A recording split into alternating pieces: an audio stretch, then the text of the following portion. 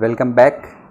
तो पिछले क्लास में हमने इक्वेशन ऑफ मोशन को देखा था और हर जो प्रोबेबल हमारे पास में जो मेथड था उसको देखा था कि यदि एक्सेलरेशन कांस्टेंट हो तो क्या होगा, जीरो हो तो क्या होगा और इवन वेरिएबल हो तो क्या होगा। ठीक है, आज के क्लास में हम क्या देखेंगे कि उस इक्वेशन को डिराइव करने का क्या क्या हमारे पास में मेथड हो सकता है, वो सारी चीज़ों को हम इस क्लास में देखेंगे। क्योंकि मैंने आपको बोला था कि आप कोशिश करो कि चीज़ों को मेमोराइज नहीं करो, आप डेरिवेशन उसी समय करते हो तो वो आपके लिए बहुत सही रहता है। ठीक है, तो इसलिए हम अभी इस क्लास में देखेंगे कि ऑल पॉसिबल मेथड्स क्या क्या हो सकते हैं इक्वेशन ऑफ मोशन को डिराइव करने का। ठीक है, क्विकली देखेंगे। तो मेथड फर्स्ट जो है वो फ्रॉम डेफिनेशन। डेफिनेशन में आपको पता है कि एक्सेलरेशन का डेफिनेशन होता है change in velocity per unit time. तो final velocity minus initial velocity upon T कर देंगे तो ये ए आ जाएगा। तो ये डेफिनेशन था पहला, और इसी से हम देखेंगे तो डिराइव कैसे हो जाएगा, ए इंटू टी करोगे तो ये वी माइनस यू हो जाएगा, और यहाँ से यदि हम v को देखें तो u प्लस ए टी हो जाएगा। एक इक्वेशन जो आप देखते थे वो इक्वेशन आपके पास में आ गया। दूसरा आपके पास में है डिस्प्लेसमेंट का, s का। तो s जो है वो यदि आप देखोगे तो ओवरऑल आप लिख सकते हो, यदि आप चाहो तो ऐसा लिख सकते हो कि जो एवरेज वेलोसिटी है इनटू टी वो s हो जाएगा, और एवरेज वेलोसिटी को u प्लस वी बाई 2 लिख सकते हैं और इनटू टी ले सकते हैं। अब इसका डेरिवेशन में यदि सपोज करो जैसे v equal to u plus A t है, इसमें हम पुट कर दें तो u प्लस वी के जगह पे u प्लस ए टी हो जाएगा, अपॉन 2 कर देंगे तो यहाँ पे 2u हो गया, 2u plus A T upon 2 हो गया। जब आप अलग अलग करोगे तो u plus half A T एक छोड़ दिया हमने तो t से मल्टीप्लाई कर देंगे, तो टोटल में t से मल्टीप्लाई करेंगे तो एक ut हो जाएगा और हाफ ए टी स्क्वायर हो जाएगा। तो ये फॉर्मूला भी डिराइव हो गया, s equal to u T plus half A T square.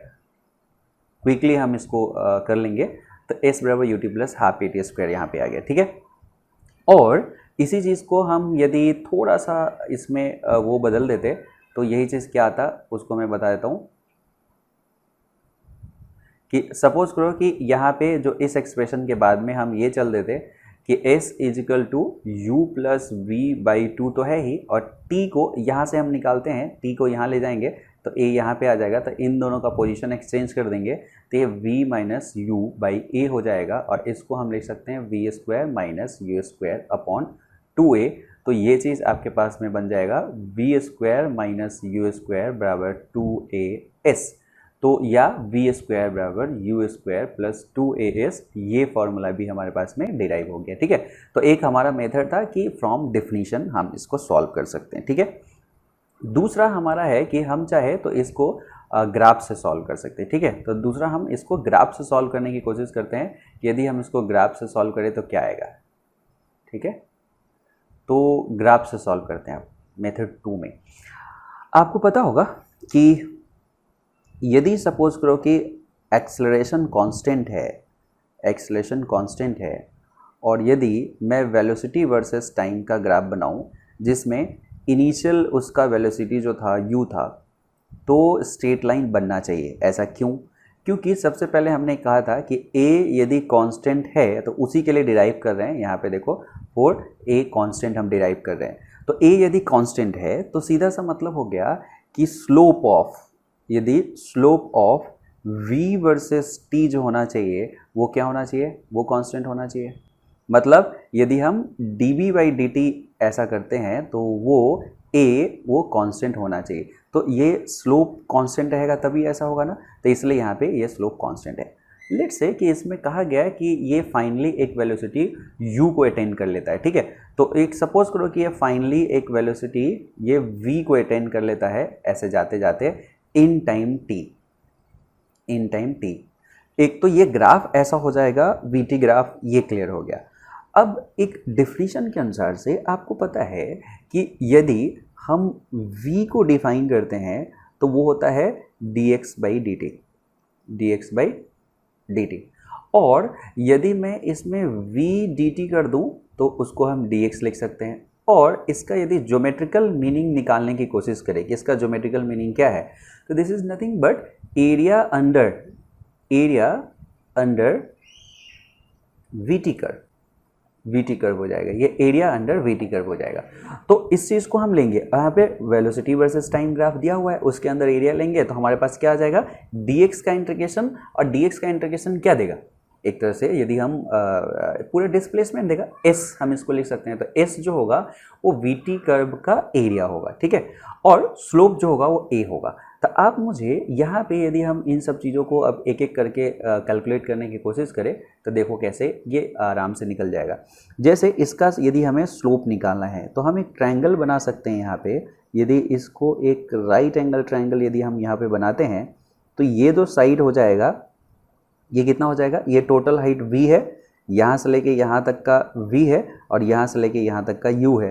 तो definitely this is v minus you, और ये वाला पार्ट जो हो जाएगा वो t हो जाएगा, v माइनस यू, और ये t हो जाएगा। तो ऑब्वियसली यदि हम इसके a मतलब स्लोप और मतलब इसको यदि v minus u by T लिखे तो कोई दिक्कत नहीं। तो यहाँ से हमारे पास में एक तो फॉर्मूला प्रूफ हो गया v is equal to u plus A t, ठीक है। अब हम एक फॉर्मूला प्रूफ हो गया, इस पे चलते हैं कि एरिया जो होता है s के बराबर होता है। तो आप देखो यहाँ पे s इजकल टू, यहाँ पे एरिया देखोगे तो एरिया अंडर वीटी कर्व का मतलब है टोटल एरिया। अब इस टोटल एरिया को कैसे लिख सकते हो, इस ट्रायंगल का एरिया, ये जो ट्रायंगल है, ये जो ट्रायंगल है इस ट्रायंगल का एरिया प्लस ये रेक्टेंगल का एरिया। तो अब यदि हम देखें तो इसको लिख सकते हैं हाफ टाइम्स ऑफ ये जो बेस है वो t है, और ये जो हाइट है वो v माइनस यू है, ये v माइनस यू है, प्लस ये रेक्टेंगल का जो एरिया है वो यहाँ से यहाँ तक u है और ये t है, तो u इंटू टी है। तो आप इसमें अब चाहे तो हम इसमें क्या कर सकते हैं, पुट कर सकते हैं। जैसे हमें t के टर्म्स में ही लिखना है तो आप मुझे बताओ यहाँ पे v माइनस यू को क्या लिख सकता हूँ। देखो v माइनस यू को ए टी लिख सकता हूँ, तो ये टोटल इसके अनुसार से देखें तो v minus you is nothing but A T. तो यहाँ पे हम ए टी पुट कर देंगे तो A T into T, A T square हो गया, और ये यू टी था तो सिंपल ये U T plus half A T square हो गया, ठीक है। तो ये आपको पता चल गया अच्छे से। तो एक ये फॉर्मूला भी हमारे पास में हो गया, s equal to u T plus half A T square. तो ये फॉर्मूला आपका क्लियर है। उसके बाद आप क्या कर सकते हैं, इसमें यदि t को एलिमिनेट करना है, यहाँ से t को यदि हमें एलिमिनेट करना है तो हम चाहे तो यहाँ पे क्या पुट कर सकते हैं, ये वाला फॉर्मूला पुट कर सकते हैं। जैसे a का जो यहाँ पे हमारे पास में है v minus u by T. तो यहाँ पे देखो यदि इस केस में हम चाहे v माइनस यू और ये इतना है, तो इसको यदि दूसरे मेथड से यदि चलते s equal to half times of ये v माइनस इतना और t को कॉमन हम लेने वाले हैं, तो v माइनस यू इतना और प्लस u, और ये टोटल में यहाँ पे आ जाता हमारे पास में t, यदि t को मैं कॉमन लेता तो। अब यहाँ पे आप चाहो तो इसको देख सकते हो कि ये यदि आपको लिखना है तो ये चीज़ जो आपके पास आ जाएगा ये 2u माइनस यू, तो u और प्लस v बाई टू हो जाएगा। तो आप ऐसे कर सकते हो कि ये हो जाएगा u plus v by two into T, और t के जगह पे आप क्या कर लो u plus v by to और इंटू टी के जगह पे यहाँ से आप रख सकते हो कितना, देखो t के जगह पे v माइनस यू बाई ए, तो यहाँ पे v माइनस यू बाई ए रखोगे तो ये हो जाएगा v square minus u square upon 2a, और यहाँ पे s है तो ये फॉर्मूला भी आपके पास में v square equal to u square plus 2as भी डिराइव हो गया। तो एक तरह से हमारे पास में दूसरा मेथड आ गया। अब हम तीसरा मेथड जो अपना सकते हैं, तीसरा मेथड जो हमारे पास हो सकता है वो हो सकता है कैलकुलस के थ्रू, ठीक है। तो कैलकुलस के थ्रू भी आसान है, उसको भी हम डिराइव कर लेते हैं। तो कैलकुलस के थ्रू यदि हम इसको डिराइव करने की कोशिश करें तो क्या होगा, तो कैलकुलस के थ्रू जैसे हमारे पास में जैसे इसको मैं यहीं पे डिराइव करता हूँ, हमें पता है कि एक्सेलेरेशन जो होता है वो dv बाई dt होता है, ठीक है। तो यहाँ से हमें ऑब्वियसली जो dv हो जाएगा, इसको स्मॉल भी ऐसे रखते हैं, इजिकल टू a dt हम लिख सकते हैं। फिर हम इसको इंटीग्रेट कर दें, इंटीग्रेट करें तो 0 से लेके t तक इंटीग्रेट करेंगे, इसको u से लेके v तक, इनिशियल स्पीड से फाइनल स्पीड तक हम इसको इंटीग्रेट करेंगे। तो ये जो v इसका dv का इंटीग्रेशन v हो जाएगा, u से लेके v तक हम करेंगे, a कॉन्स्टेंट था बाहर हो गया, dt का इंटीग्रेशन t हो जाएगा, 0 से लेके t तक करेंगे, final v initial u v minus you बराबर a इंटू टी। तो यहाँ से वो पहला फॉर्मूला यहाँ पे डिराइव हो गया। ठीक है, दूसरा चीज़ आप ऐसे कर सकते हो, जैसे ये हो गया, आपको ये भी पता है कि यदि हमें डिस्प्लेसमेंट का फॉर्मूला चाहिए तो क्या कर सकते हैं, हमें पता है कि जो v होता है वो dx/dt होता है, तो इसलिए यहाँ पे हम उसको लिख सकते हैं कितना, जो v dt जो dx होगा वो v dt के बराबर हो जाएगा, और dx यदि v dt के बराबर हो गया तो हम इसको इंटीग्रेट कर सकते हैं। ठीक है, अब इंटीग्रेट करेंगे तो v के जगह पे हम चाहे तो इसको हम क्या लिख सकते हैं, u प्लस at लिख सकते हैं, और ये dt के ऐसे में हो जाएगा। यहाँ पे टाइम वेरिएबल हो गया तो 0 से लेके t तक हम रखेंगे और इसको 0 से लेके s तक रखेंगे, तो ये इसका इंटीग्रेशन x हो गया जिसको 0 से s तक रखना है। और यहाँ पे यदि हम देखेंगे तो इसको कहेंगे ut और plus a times of t²/2 और इसको 0 से t तक। अब इसमें यदि पुट करेंगे ये वैल्यू तो ये s equal to ut plus half at² आ गया। ठीक है, और इसके कॉम्बिनेशन से हमें पता है कि हमारे पास में v² बराबर u² प्लस 2as आ जाएगा, जो हम इससे पहले भी किए थे। ठीक है, तो हमारे पास कैलकुलस से भी ये चीज़ें सॉल्व हो जाएंगी।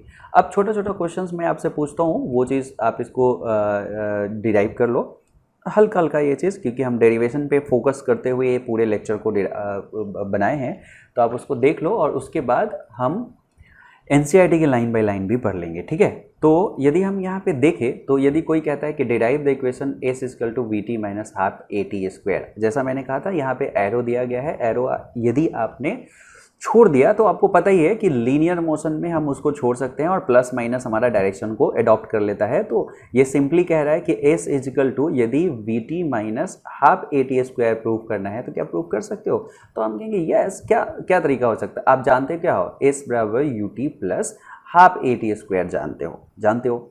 अब सोचो यदि मैं u के जगह पे v के फॉर्मेट में कुछ रखने की कोशिश करूं तो आपको पता है कि v बराबर होता है u प्लस at, तो u बराबर v माइनस at रख सकते हैं। तो यहाँ पे सिंपल मैं v माइनस at रख दूँ यहाँ पे इंटू टी, अब प्लस ये हो जाएगा हाफ at², तो ये हो जाएगा v into T minus at² और प्लस हाफ at²।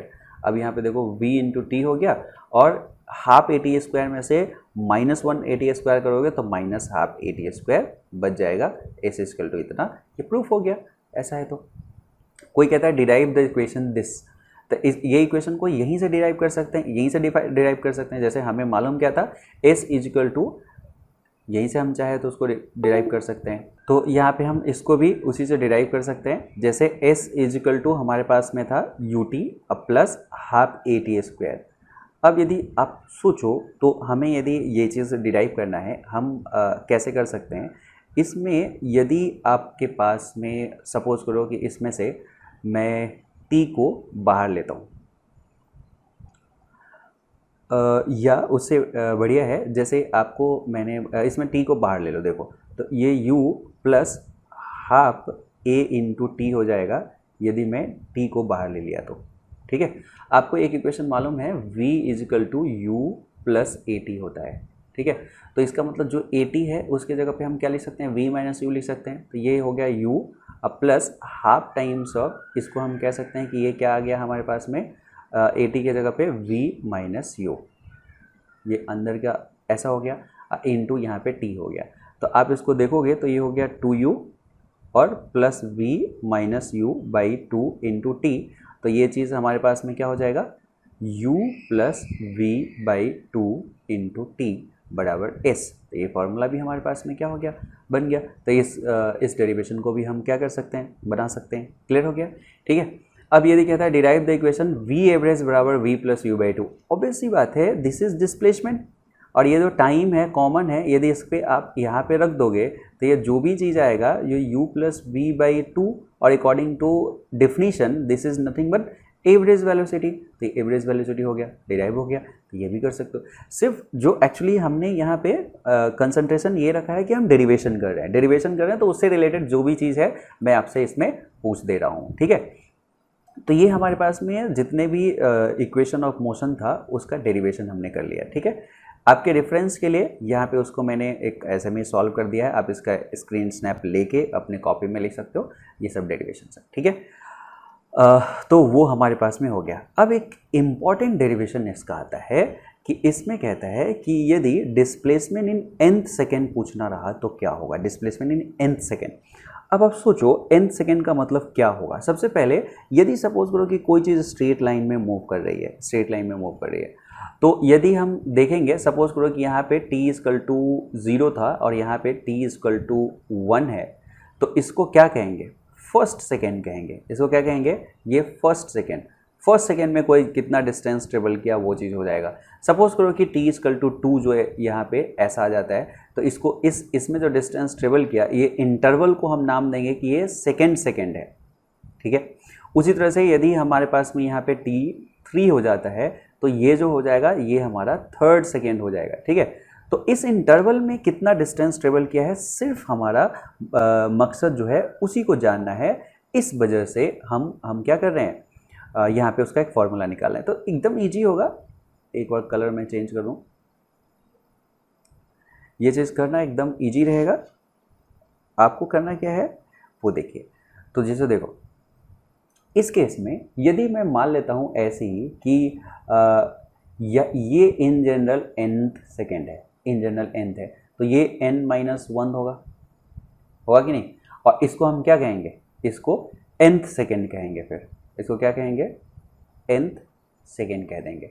तो आप सोचो हमारा जो मकसद है, ऑब्जेक्टिव है, वो इस लेंथ को निकालना है, इस लेंथ को निकालना है यदि ये tn है और ये n-1 है। क्लियर। अब ये निकालने के लिए हमारे पास एकदम रास्ता आसान है। जैसे यहाँ से लेके यहाँ तक का डिस्टेंस यदि मैं कहूँ कि क्या है और उसको यदि मैं Sn नाम दे दूँ, तो क्या हो जाएगा, क्या होता है ut प्लस हाफ at² होता है ना। तो क्या हो जाएगा u टाइम्स ऑफ n, यहाँ पे u into n plus half an², half at² हो जाएगा। यदि मैं यहाँ से यहाँ तक का डिस्टेंस आपसे पूछूँ और इसको सिम्बॉलिकली मैं लिख दूँ Sn-1, तो कितना हो जाएगा, s बराबर ut plus half at², u tn-1 हो गया, हाफ a t² n-1 का होल स्क्वायर। यहाँ तक तो t क्या है, n-1 है, तो ये हो गया। अब ऑब्वियस सी बात है कि यदि मैं इस Sn में से इसको Sn-1 घटा देता हूँ, तो जो हमारा ऑब्जेक्टिव था nth सेकेंड में जो डिस्टेंस ट्रेवल किया है उसका, वो निकल जाएगा। तो सिंपल हमें Snth लिखने के लिए इसमें से इसको घटा देना है। जब इसमें से इसको माइनस करोगे तो क्या हो जाएगा, देखो u into n minus un और माइनस ऑफ u, तो ये वाला पार्ट प्लस ऑफ u बच गया, एक ये वाला पार्ट और ये मल्टीप्लाई हो गया, कैंसिल हो जाएगा और माइनस 1 बचा रहेगा। और यहाँ से इतना में से इसको माइनस करेंगे, ये बचेगा, ये कैंसिल हो गया, सिर्फ 2n हो गया, ये हो गया। nth में u plus 1/2 a into 2n-1। जैसे मैं कहता हूँ कि सपोज करो, लेट एक एग्जांपल देता हूँ कि जो u है वो 10 मीटर पर सेकेंड है, 10 मीटर पर सेकेंड है। एक्सेलरेशन जो है लेट से 1 मीटर पर सेकेंड स्क्वायर एक्सेलरेशन है, ठीक है। और मैं कहता हूँ कि अच्छा बताओ कि 4th सेकेंड में ये कितना डिस्टेंस ट्रेवल करेगा, 4th सेकेंड में जाते हुए। तो इसका मतलब ये हो गया u का वैल्यू क्या है, 10 प्लस 1/2 इंटू a का value 1 into 2 times of nth second मतलब 4 second, 2 times of 4 minus 1। Simple, 10 plus 1/2 और 8-1 7, ठीक है। 7/2 हो जाएगा 3.5, तो 10 प्लस 3.5 मतलब 13.5 मीटर। तो ये हो गया 4th सेकेंड में। सेकेंड में हम पूछ सकते थे, 5th सेकेंड में पूछ सकते हैं, ऐसे करके, तो वहाँ पे ये यूज होगा। क्लियर। अब यहाँ पे एक बहुत इम्पॉर्टेंट ऑब्जर्वेशन मैं कराना चाह रहा हूँ जो अक्सर नहीं होता है दिया हुआ, तो मैं इसलिए आपको वो ऑब्जर्वेशन यहाँ पे कराता हूँ, उसको ध्यान से समझना nth सेकेंड के लिए। जैसे यदि इस इक्वेशन का डायमेंशनल एनालिसिस किया जाए, तो क्या देगा। अब जरा सा कभी सोचने की कोशिश किया हो, सोचो डायमेंशन में क्या होता है। डायमेंशनल एनालिसिस का मतलब क्या होता है, यदि एक इक्वेशन दो चीज़ के समेशन से बना है, तो दोनों का डायमेंशन मतलब नेचर या फिजिकल नेचर सेम होना चाहिए। जैसे मैं कहता हूँ कि 1 kg आलू और 2 kg आलू कितना होगा, तो आप आराम से बता देते हो 3 kg आलू। लेकिन यदि मैं कहूँ 2 kg आलू और 1 सेकेंड कितना होगा, तो आप नहीं बता सकते। मतलब डिफरेंट डायमेंशन के फिजिकल क्वांटिटी को ऐड नहीं किया जा सकता। तो आप सोचो ये जो पहला है ये u है, u का डायमेंशन क्या हो गया, वेलोसिटी का lt-1 का डायमेंशन हो गया। तो आपको नहीं लगता है कि इस पूरे पोर्शन का जो होना चाहिए वो भी एल टी माइनस वन होना चाहिए? चेक करते हैं, है।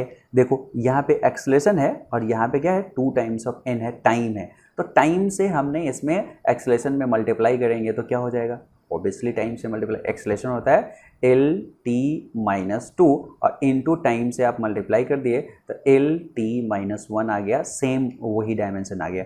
तो इन दो डायमेंशन को जोड़ोगे तो जो डायमेंशन इसका मिलना चाहिए वो एल टी माइनस वन का मिलना चाहिए।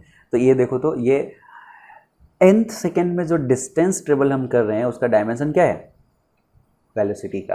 तो इसका मतलब nth सेकेंड में जो डिस्टेंस ट्रेवल होता है हम कह सकते हैं कि एवरेज वेलोसिटी जो nth सेकेंड में होगा उसके बराबर होगा।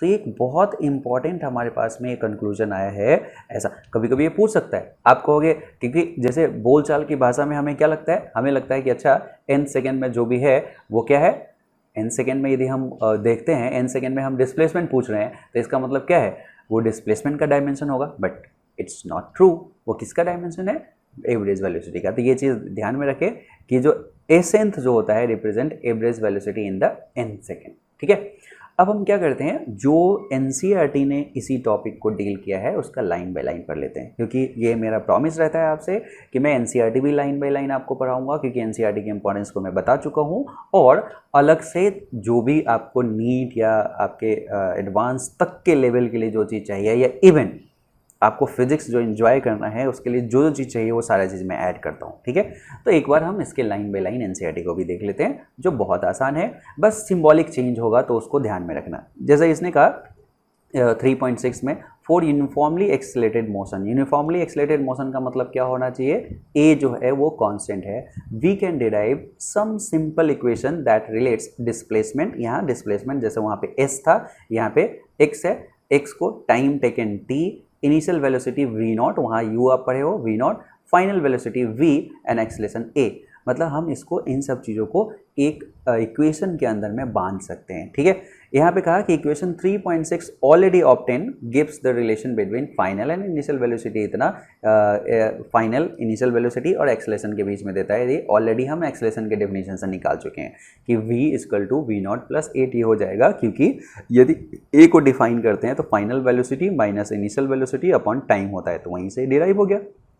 सिंबॉलिक चेंज आपको मिलेगा और कुछ ज़्यादा नहीं है। This relation is graphically represented in figure 3.12, और जहाँ पे एरिया अंडर द कर्व जो होगा ये, तो 3.12 को हम देख लेते हैं। जो ये ग्राफिकल रिप्रेजेंटेशन में यदि हम देखें 3.12 में जो, तो ये एरिया जो होगा, ये एरिया और ये जो स्लोप है, मतलब इस ग्राफ से भी हम निकाल सकते हैं, जो वी नॉट से शुरू हुआ है वी तक गया है, तो ऑब्वियसली ये जो डिफरेंस यहाँ से यहाँ तक आ गया v माइनस वी नॉट हो गया, ये हाइट v नॉट हो गया, ये टाइम t हो गया। ठीक है, तो इस तरह से हम उसमें कर सकते हैं उसको। तो इसने कहा जो नेक्स्ट जो रिलेशन है हम इसमें बता सकते हैं कि इसमें एरिया अंडर दिस कर्व, इस कर्व के उसमें एरिया यदि निकाले तो area of triangle plus area of rectangle हो जाएगा। अभी डिराइव करके मैंने आपको बताया था।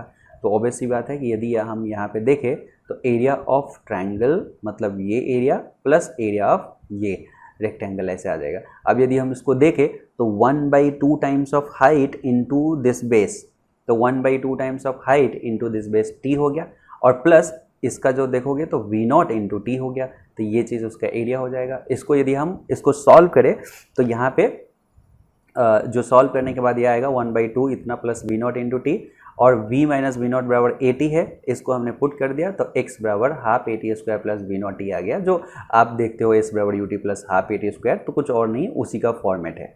ठीक है, s बराबर U T plus half A T square. ये कहा कि 3.7 जो है उसको हम ऐसे भी देख सकते हैं, जो 3.7 है उसमें यदि हम कॉमन ले ले t को और इसको पुट करें तो ये चीज़ आपका v plus we naught by two into t है, और इसको हम एवरेज वेलोसिटी इंटू टाइम कर सकते हैं। वहाँ पर भी u plus v by two into t आपने लिखा था। ठीक है, तो वही है। देखो वहाँ पढ़ने के बाद ये आसान लग रहा है, क्लियर। तो ये थोड़ी देर का आपके पास हो जाता है जिसमें आप आसानी से हर चीज़ को कैप्चर कर सकते हो। अब v जहाँ पे ये कांस्टेंट एक्सेलरेशन के लिए ही अप्लाई होगा, ये भी ध्यान में रखना है कि ये सिर्फ और सिर्फ कांस्टेंट एक्सेलरेशन के लिए अप्लाई होता है, ये एवरेज का पार्ट। अब इसमें इक्वेशन को मर्ज करके और वही v स्क्वायर बराबर u square plus 2ax type के इक्वेशन को ला रहा है। तो वही कहा कि इक्वेशन 3.9a एंड 3.9b को यदि हम क्या करें एक्स के टर्म्स में लाने की कोशिश करें तो ये हो गया, और टी को हमने v minus v by a लिख दिया क्योंकि a बराबर v minus v naught by t होता है। जैसे ये लिखेंगे तो ये आ जाएगा और यहाँ से वी स्क्वायर बराबर वी नॉट प्लस 2ax आ गया। ठीक है, तो ये आपके वो इक्वेशन भी आ गया। अब इसमें इसका मतलब हमारे पास जो सेट ऑफ इक्वेशन है यहाँ पे, this equation can also be obtain bye substituting the value of T from equation इतना इंटू इतना, वो टी को रखने से भी आपके पास आ जाएगा। We have obtain 3 important equation, V बराबर वी नॉट प्लस ए टी, एक्स बराबर V naught T plus half A T square, और वी स्क्वायर बराबर V naught square plus 2ax। ठीक है, और वहाँ पे यही चीज़ को आप वी बराबर यू प्लस ए टी आप वहाँ पे कहा करते हैं। ठीक है, x बराबर यहाँ पे कहते हैं U T plus half A D square कहते हैं, और ये वी स्क्वायर बराबर यू स्क्वायर प्लस 2as कहते हैं। ठीक है, तो यहाँ पे कनेक्टिंग 5 क्वांटिटी दिस, ये 5 क्वांटिटी को कनेक्ट कर रहा है। These are kinematics equation to rectilinear motion for constant acceleration. ये ध्यान रहे कि ये काइनेमेटिक इक्वेशन है रेक्टिलिनियर मोशन, मतलब स्ट्रेट लाइन के मोशन के लिए, वो भी जब एक्सेलरेशन कांस्टेंट रहेगा तब, और एक्सेलरेशन कांस्टेंट रहेगा उसी समय हम अप्लाई कर पाएंगे, बाकी कंडीशन में नहीं अप्लाई कर पाएंगे। ओके, नेक्स्ट में है द सेट ऑफ इक्वेशन इतना were obtain by assuming that t is equal to 0 the position of the particle x is 0। ये जितना भी इक्वेशन दिया गया है उसमें हम पहले से जानते थे कि t इजकल टू 0 पे यदि इस डायरेक्शन में x है तो x बराबर भी 0 है। यहीं से एक पार्टिकल स्टार्ट करी है, ऐसे चलना वहाँ के लिए बनाया गया है। लेकिन ऐसा भी हो सकता है, we can obtain more general equation if we take the position coordinate at t is equal to 0 as non zero से x नॉट। कहा कि ऐसा ना करके यदि ऐसा होता कि जो पार्टिकल है कहीं यहाँ से t इजकल टू 0 पे यहाँ से स्टार्ट करके ऐसे जाती है जहाँ पे x नॉट यहाँ से एक डिस्टेंस था, यहाँ से स्टार्ट करके ये आगे ऐसे बढ़ती है, तो इसी इक्वेशन को लिखने के लिए v is equal to v naught plus A t होगा, उसमें फ़र्क नहीं पड़ेगा। लेकिन x जो होगा वो x नॉट प्लस ये वाला पोर्शन हो जाएगा, मतलब यहाँ से फर्दर अब कितना ट्रेवल करेगी। जैसे यहाँ पे आपने लिखा था, उसको लिख दिया था कि v naught T plus half A T square, यदि इतना यहाँ पे है तो ये वाला पोर्शन वही होगा और इसमें x नॉट ऐड हो जाएगा, तो x नॉट एडेड है। फिर वी स्क्वायर बराबर यू स्क्वायर प्लस 2x ऐसे लिखोगे तो 2a into x minus x not आपको लिखना पड़ेगा। तो ये एक जनरलाइज हो गया कि जब पोजीशन जो होगा वो पोजीशन ऑरिजिन पे ना हो तो मॉडिफिकेशन कैसे कर सकते हैं, उसका पार्ट हो गया। ठीक है, यदि हम इसके नेक्स्ट में देखें, इसके कुछ क्वेश्चंस है, तो क्वेश्चंस को देखते हैं। जैसे इसी सारे इक्वेशन को आपको किससे लाना है, इंटीग्रेशन से लाना है। तो ऑलरेडी मैं बता चुका हूँ इसका, तो देखो एक बार मैं अपना रीड कर देता हूँ। a dv by d T होता है, तो इसलिए dv को a dt लिख सकते हैं।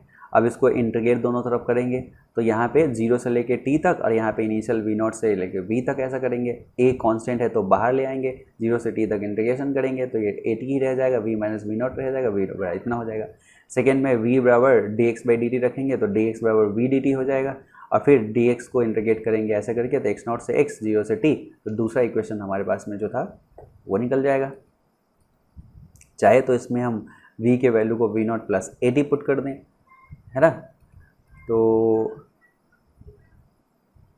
ये यहाँ पे पुट किया, देखो ये पुट किया। अब यहाँ पे जो कांस्टेंट था वो बाहर आ गया और यहाँ से ये रिलेशन इसमें आ गया। उसी तरह से we can write a is equal to d v by d t, d v by d x और d x by d t, जो v d v by d x भी हम इसको लिख सकते हैं। मैं सबसे अभी जस्ट पहले वाले लेक्चर में ये सारा चीज़ बहुत डिटेल में बता चुका हूँ। तो v डी वी बराबर a डी एक्स हमारे पास में आ गया। अब यहाँ पे हम चाहे तो इंटीग्रेशन ऐसे पुट करते हैं, x नॉट से x तक, v नॉट से v तक, तो यहाँ पे वी स्क्वायर बराबर यू स्क्वायर प्लस 2ax, या x नहीं है तो x नॉट में से इतना हो गया, है ना।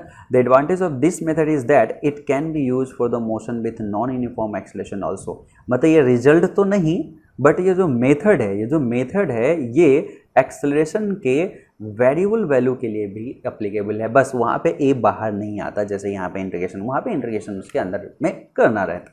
जैसे a इजकल टू यदि 2t या कुछ ऐसे फॉर्मेट में आ जाता है, x के फॉर्मेट में आ जाता है, जैसा कि मैंने आपको बता रखा है, तो पिछले क्लास में मैंने बताया था, तो उसको जाके देख लो। जो इस लेक्चर को डायरेक्टली देख रहा है वो पिछले लेक्चर को देख लो, ठीक है। तो ये हो गया। अब इस इक्वेशन को कई सारे केसेस में यूज किया जा सकता है, और जो सबसे पहला केस इसने लिया है वो फ्री फॉल मोशन का ले लिया है। उसको हम अभी बाद में पढ़ेंगे, इसका हमने एक पूरा ही लेक्चर डेडिकेट किया है इस तरह के क्वेश्चंस के लिए, ठीक है। तो पहले फ्री फॉल को हम पढ़ेंगे, उसके बाद इस क्वेश्चंस पे आएंगे, ठीक है। तो एनसीईआरटी में इतना था। तो जो इक्वेशन हमने अभी पढ़ा है उसको समराइज करें तो ये हमारे पास में इक्वेशन आ गया, ठीक है। और ये पॉइंट के बाद में हम बहुत सारे क्वेश्चन कर सकते हैं। तो इस लेक्चर में तो क्वेश्चन नहीं, मैं क्वेश्चंस अगले लेक्चर का एक डेडिकेटेड वीडियो बनाऊंगा, उसमें रहेगा, ठीक है। स्केलर फॉर्मेट में इक्वेशन को लिखोगे तो v बराबर u प्लस ए टी, एस बराबर U T plus half A T square, v square बराबर u square plus 2as, s को चाहे तो हम u plus b by two into t भी लिख सकते हैं। और nth जो टाइम है, nth इंटरवल है, उसमें यदि हम देखें तो u plus one by two a two n minus one होता है। लेकिन ये सारे के सारे जैसा मैंने कि आपको बताया था कि ये स्केलर फॉर्मेट में हम बना दिए हैं, एज्यूमिंग एक बैकग्राउंड में हमने एक एजम्पशन ले लिया है कि स्ट्रेट लाइन में मूव कर रहा है, तो चलो वेक्टर साइन हटा दो, प्लस माइनस उसका डायरेक्शन बता देगा ये चीज़।